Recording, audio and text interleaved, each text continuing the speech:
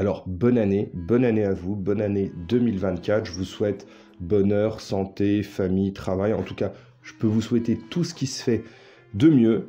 Et aujourd'hui, une fois n'est pas coutume, on va s'écarter un tout petit peu du cadre. C'est une question qui revient très régulièrement. Alors, ça vient peut-être du fait que je suis sur pas mal de forums et pas mal de groupes Facebook. Aujourd'hui, on va essayer de modifier un mouvement. Et c'est ça qui est assez compliqué, hein. C'est donné par la physique, et c'est ce qu'on appelle de l'inertie. Et aujourd'hui, l'inertie, je pense qu'il faut qu'on en parle.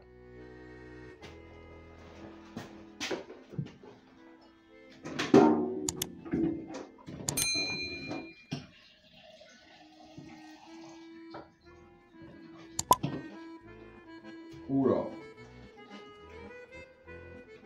Ah oui, c'est le dernier verre. C'est le dernier verre du fût que j'ai servi au marché de Noël. Alors du coup, là, une petite bière de Noël que j'ai un petit peu modifiée. J'ai rajouté du miel directement dans le fût, hein, parce que je peux ouvrir les fûts et rajouter un petit peu ce que je veux dedans. Donc il y a un côté un petit peu sucré.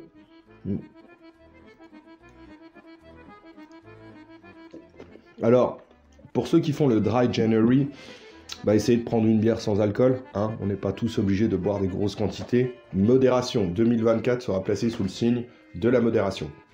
La bière, les fûts, la facilité de rajouter des choses en fût, on pourrait en parler pendant des heures. Mais vous n'êtes pas venu pour ça.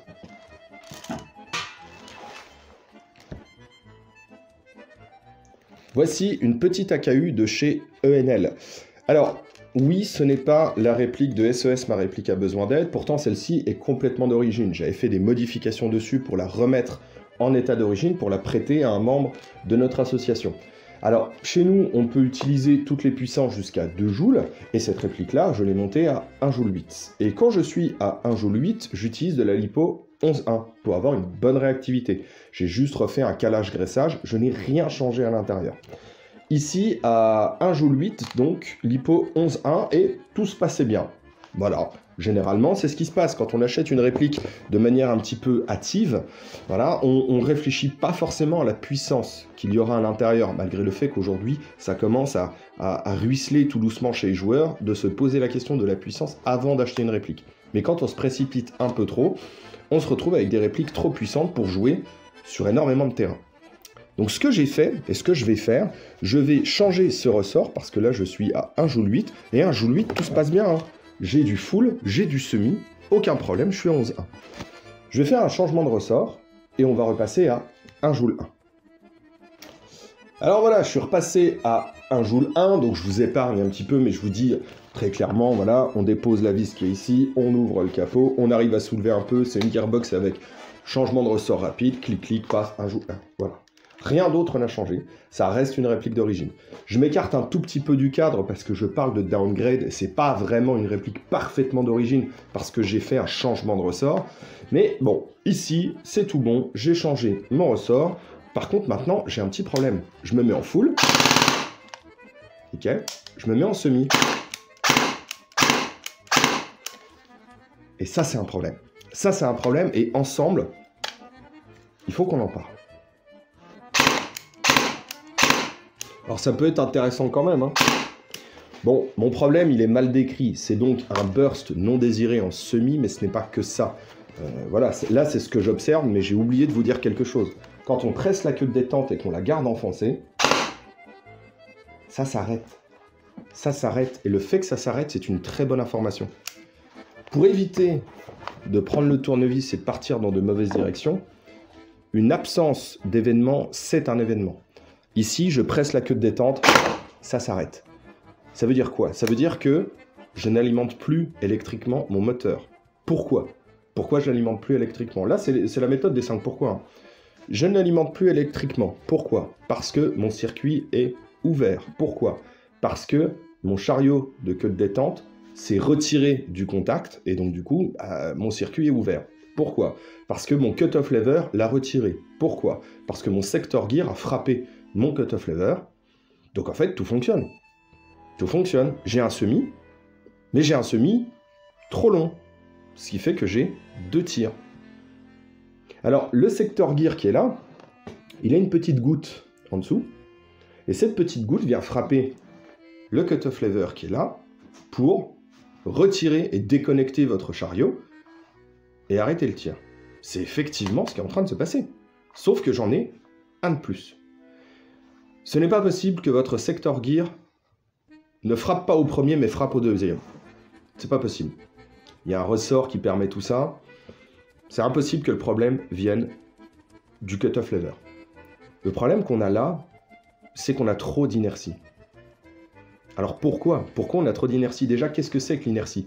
L'inertie, c'est un phénomène qui empêche les objets qui ont une masse de changer de mouvement. On peut le décrire comme ça. On peut le décrire comme ça. Votre voiture qui est à l'arrêt, sans le frein à main, elle est immobile. Vous allez devoir lui mettre beaucoup de force pour la faire avancer. Ok? Donc là, vous venez de rompre son inertie. Elle était à l'arrêt, elle passe en mouvement. Mais maintenant qu'elle est en mouvement, vous allez devoir mettre aussi énormément de force pour l'arrêter.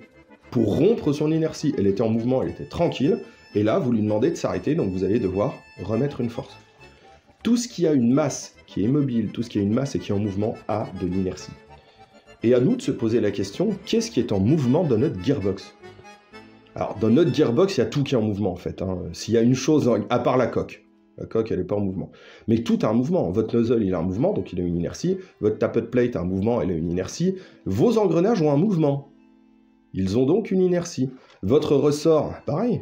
Votre piston qui va avancer, pareil. Tout ça, c'est négligeable. C'est vraiment négligeable. Celui qui a le plus d'inertie, c'est votre moteur. Et je vais vous montrer ça tout de suite. Alors ici, c'est un montage que j'aime beaucoup. Ça, c'est mon montage préféré. Ça me permet de calculer la période de vos répliques quand vous me les envoyez pour que je fasse une upgrade dessus. C'est un moteur avec une cage moteur. C'est pour ça que c'est beaucoup plus simple de le faire avec des répliques AK, parce que cette cage moteur, elle va sur toutes vos répliques. Ici, j'ai un petit MOSFET, d'accord, mes LiPo 11.1, et ici, j'ai un petit bouton poussoir qui va simuler votre queue de détente. Donc regardez, j'appuie, je vais relâcher. Là, je suis en mouvement, je lâche. On continue de tourner. Et ça, c'est dû à l'inertie de votre moteur. Alors le moteur, finalement, qu'est-ce que c'est? C'est hyper simple. Un moteur, c'est une cage aimantée, une cage, cage moteur, on retient, et dedans est enfermé un rotor, une bobine. Cette bobine, elle est composée de fils de cuivre. Voilà, on va compter les TPA, etc., machin, mais ça a de la masse, ça. Ça a beaucoup de masse. Et quand on a beaucoup de masse, et qu'on la met en mouvement, on a beaucoup d'inertie. Ce que je vais pouvoir faire, c'est tester 7.4 et 11.1. Et on va voir une petite différence. Donc là, je suis en 11.1. Voilà. Et je vais me mettre en 7.4. Hop. Tac.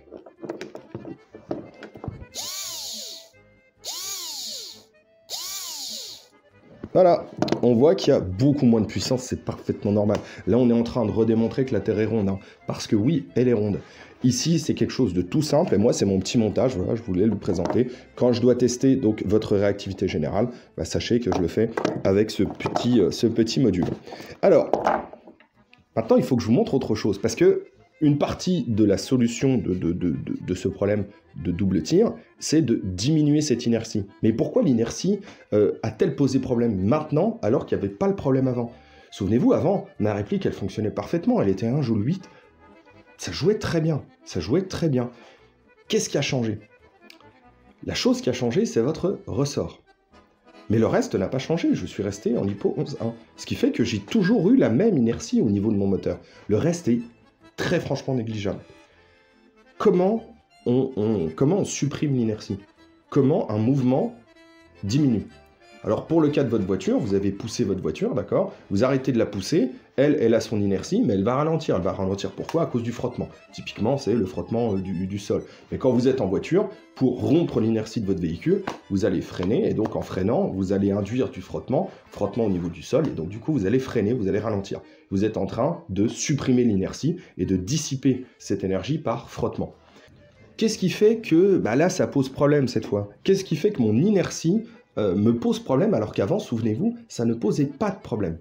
Ça posait pas de problème, je jouais tranquillement en semi à 1 joule 8, je n'avais pas ce souci. Pourtant, j'avais la même inertie. Pourquoi j'avais la même inertie? Simplement parce que j'avais une LiPo 11.1. Et mon moteur alimenté en 11.1, peu importe ce qu'il y a devant lui, il va toujours se comporter de la même manière. Là, j'ai rien changé. J'ai absolument rien changé. Si ce n'est le ressort. J'ai diminué ma puissance, donc j'ai mis un ressort plus faible. Et la seule chose dans une gearbox, parce que le frottement, il est négligeable. Le frottement est négligeable. Oui, les engrenages tournent les uns par rapport aux autres. Donc, alors déjà, il ne faut pas trop les serrer pour pas qu'ils frottent, mais le fait de passer de dent à dent, ça frotte. Le fait d'être posé sur des bushing bearings, ça frotte aussi, mais c'est parfaitement négligeable par rapport à la puissance qui est là. Ce qui nous permettait de dissiper tout ça, c'était notre ressort, notre gros ressort. Et là, comme on a mis un ressort tout faible pour passer à 1 joule 1, bah lui, il n'est pas assez puissant. Donc avant, je pressais ma queue de détente, j'avais mon tir, mon secteur gear coupait le circuit, j'avais encore un peu d'inertie, la même, hein, j'avais de l'inertie qui reculait mon ressort de 1, 2, 3 dents, on va dire 3 dents, tac, et ça s'arrêtait. Le prochain tir, je repartais, bim, et je reculais 1, 2, 3 dents. J'avais toujours la même chose. Mon cycle ne s'arrêtait pas toujours au même endroit. Pour ceux qui se posent la question, pourquoi mon nozzle ne s'arrête pas au même endroit, c'est un problème d'inertie. C'est un problème d'inertie et ça pose aucun problème d'ailleurs hein, pour le fonctionnement de la réplique. Hein. Vous pouvez vous arrêter... Alors, dans des temps très longs et sur des très très longs cycles, oui, vous pouvez détendre le ressort de votre tappet plate. Oui, peut-être. Peut-être. Mais c'est vraiment... D'ailleurs, je suis même pas sûr de cette info. Ici, nous, en ayant mis un ressort trop faible, qu'est-ce qui se passe? On presse la queue de détente, on a toujours notre inertie, simplement que, au lieu de reculer de 2-3 dents, bah, on arrive à faire un cycle complet. Et on part une deuxième fois. Ce problème d'inertie, il est très mal décrit ici. Parce que c'est pas un problème d'inertie, l'inertie, je viens de vous le dire, on en a tout le temps. Le problème, c'est l'alimentation. Et là, comme dans énormément de cas, vous faites ce qu'on appelle de la suralimentation. Vous êtes en train de suralimenter votre réplique par rapport à ses besoins. Et vous confondez les besoins de votre réplique avec les vôtres. Là, vous êtes vraiment barycentré, vous êtes auto-centré. Une réplique n'a pas les mêmes besoins que vous. Une réplique, elle veut faire un cycle. Elle veut s'arrêter après. Vous, vous voulez spammer la queue de détente. Et pour spammer la queue de détente, vous allez mettre de la grosse batterie. Et en mettant de la grosse batterie, vous faites tourner plus vite votre moteur. Faisant tourner plus vite un moteur, donc un rotor qui a une masse, bah du coup, lui, pour le freiner, il va falloir mettre quelque chose de costaud derrière. Quelles sont les pistes d'amélioration de ça? Parce que ça on peut le soigner, ça, quand même. Hein. D'ailleurs, on va le soigner tout de suite. Pour soigner ce problème, ce qu'on va faire, c'est qu'au lieu de passer en 11.1, on va se mettre en 7.4, et on va voir ce que ça donne. Alors, on est repassé en 7.4. Alors, sans surprise, hein, voilà, je peux même pas jouer l'étonné. En 7.4, bah, on n'a plus de problème. On n'a plus de problème, pourquoi? Simplement parce qu'on ne suralimente plus notre réplique. Et les besoins de la réplique maintenant sont conformes. Les miens, c'est discutable. Hein. Là, je peux très bien me dire, bon, c'est pas assez réactif, c'est parce que je peux... Oui, voilà, c'est pas assez réactif, il faudrait mettre mieux, mettre plus, toujours plus loin, toujours plus vite, jusqu'au bout de l'extrême limite, justement. Ah, j'ai réussi à le placer correctement. Simplement, ici, on ne suralimente plus, et les besoins de la réplique ne sont pas mes besoins. Ici, je corresponds parfaitement aux besoins d'une réplique qui est d'origine. C'est tout. Du 7.4, c'est parfait, je n'aurai pas de problème. En 11.1, j'ai du double tir. J'ai du burst non désiré en semi. Alors pour ceux qui voudraient de la 11.1 absolument, il y en a, je sais que toi, oui, toi tu veux de la 11.1. Alors de la 11.1, ce qu'on peut faire, c'est cette fois-ci, alors on va pas utiliser ça pour ouvrir la réplique, mais je vais vous montrer, alors pour ceux qui bricolent, là je vais pas leur faire Airbauer, voilà, vous en avez certainement d'autres, c'est une petite visseuse qui a ce qu'on appelle un active braking. L'active braking, c'est la capacité d'un élément électronique à bloquer le moteur. C'est un frein, on a parlé, rompre l'inertie par freinage, voilà, avec votre voiture. En fait, l'active braking, c'est vous êtes en train de rouler, d'accord, vous voulez freiner, vous lui mettez un grand coup de marche arrière. En gros, c'est ça. Ça ne marchera pas, parce que vous, c'est un moteur différent que ça. Mais ici, on peut le faire. Et d'ailleurs, ça va se voir. Ça freine. Regardez ici. Le freinage est quasi instantané. Et ça se voit aussi au niveau du couple. Hein, parce qu'une accélération, ça donne un couple. Un freinage, ça donne un couple de l'autre côté. Voilà, tout simplement. Alors nous, ce qu'on peut faire, c'est ajouter de l'active breaking. Là, j'en ai pas besoin, je suis en 7.4, je suis tranquille. Mais si je mettais de la 11.1, bon là, je peux pas le faire parce que j'ai pas de MOSFET, mais si je mettais de la 11.1, je pourrais mettre de l'active breaking. Et je vais vous montrer à quoi ça ressemble précisément en live. Il faudra que je vous la présente, peut-être, cette tenue. Alors, bonjour à Team Bradva. Oui, bon là, c'est pas une tenue à 2005. D'ailleurs, je vous conseille d'aller voir la vidéo de la Team Bradva sur cette tenue. Nous, on va se remettre dans la configuration de mon petit testeur, comme ici. Et là, donc, sans active breaking. Voilà, on entend bien que ça décélère, ça perd, voilà, par frottement, parce que ça frotte aussi ici, hein, par frottement, voilà, on perd notre inertie. Alors, ici, nous, on va ajouter, parce que là, c'est un Warfed Gate. D'ailleurs, ce petit bouton poussoir, vous pouvez le trouver chez Gate aussi.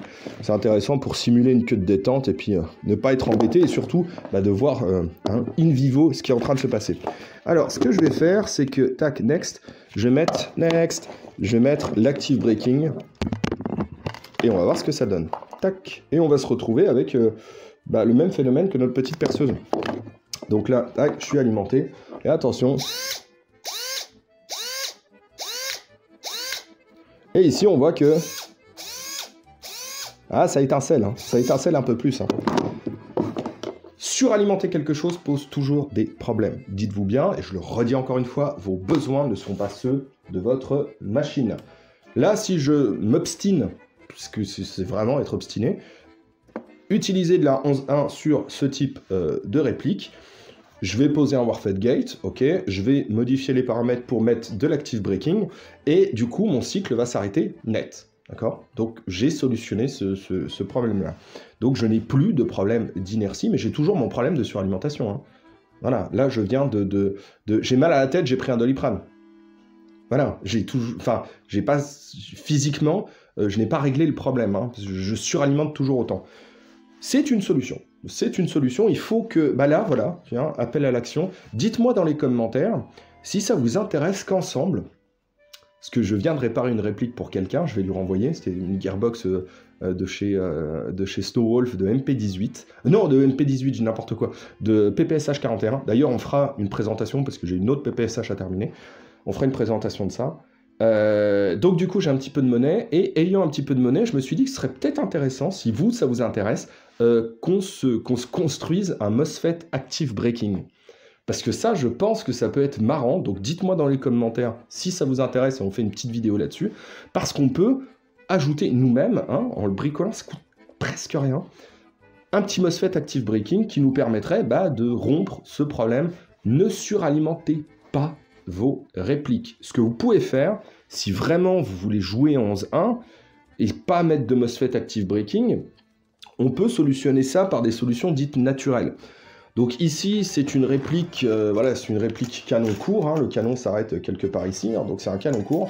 Et d'origine, il y a un cylindre qui est bien adapté à la longueur du canon. Ce que je peux faire, c'est mettre un cylindre plein, d'accord? Je vais donc perdre de la puissance, ok? En perdant de la puissance, je vais contrebalancer ça en mettant un plus gros ressort, d'accord? Et donc, comme ça, je vais pouvoir dissiper mon inertie avec une tension de ressort plus élevée. Donc, finalement, je vais moins bien bosser. Au final, j'aurai toujours de la 11.1, mais en ayant mis un ressort plus gros, du coup, j'aurai une cadence plus faible et donc une réactivité générale plus faible. Donc, l'un dans l'autre, c'est vous qui voyez, ça va poser aussi pas mal d'autres problèmes. Donc, là-dessus, ce que je peux vous dire, en conclusion, c'est que vous pouvez savoir si vous bossez bien, parce que là, la réplique, elle est bien, hein. Vous pouvez savoir si vous avez bien bossé quand en 7,4, vous arrivez presque à faire du double tir.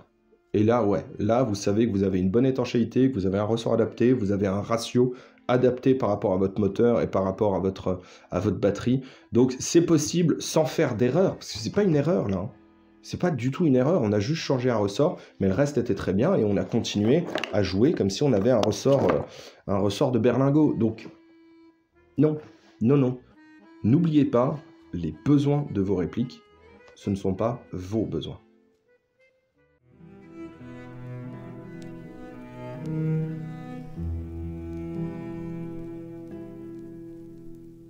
Les mains devant les yeux, dans cette vie c'est l'inertie. C'est si facile de dire je t'emmerde mais j'arrive pas à dire merci. Cite-moi ta chanson préférée, je te répondrai elle est pourrie celle-ci. Bah oui,